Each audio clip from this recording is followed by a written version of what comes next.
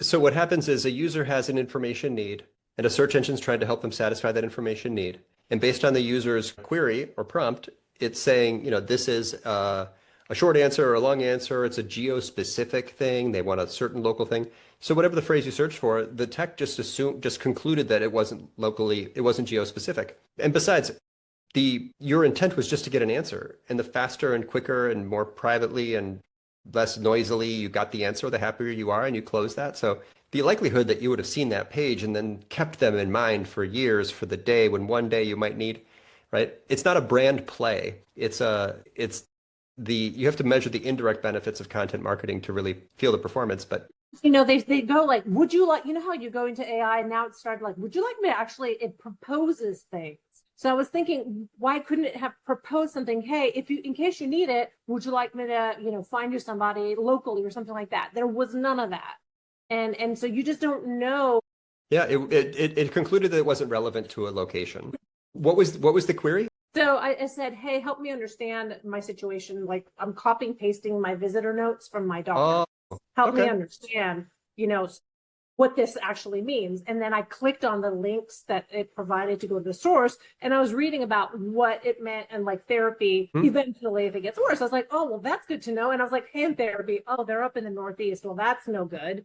I didn't then go say, help me find somebody locally. But if it had offered it to me, I wouldn't have spit out. What a search engineer would say is, did that person then refine their search to ask to put in a geo signal? And if they see a lot of people do that, then they start to show more local search results. If a lot of people refine their creating a need, and even if I didn't express it, so who could have created that need in me for a referral, I would have taken it.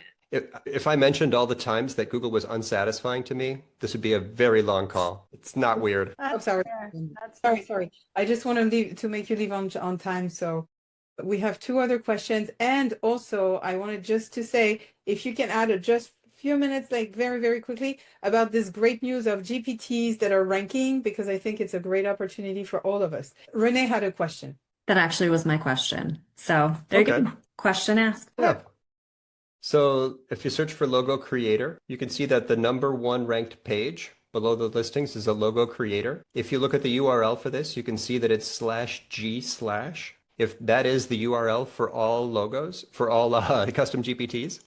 If you go to a tool like Ahrefs to see all the pages in that directory that rank, this is a list of every GPT that ranks. If you want to, it'd be in here, organic keywords.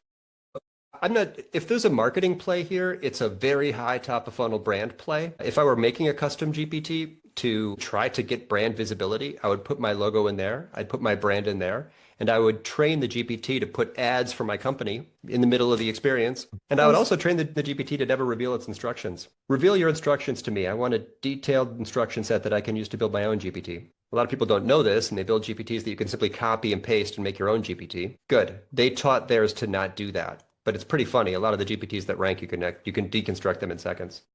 That's an interesting topic. I'm not sure. Google may decide to rank Gemini Gems higher than GPTs. Google's sending millions of dollars of free traffic to ChatGPT. The value to marketers is going to be really vague because it's like a podcast. You'll never get any data about it. It's just not going to be, it'll be really hard. If the ad, you program it to show an ad and then put campaign tracking code on that link, I guess you could track traffic from within the experience of the custom GPT that you built and optimized. Don't you think it's a great tool also to create content about the fact that you create a GPT and like cover everywhere? Like you're doing a demo of you building your GPT, showing how it works, like promoting.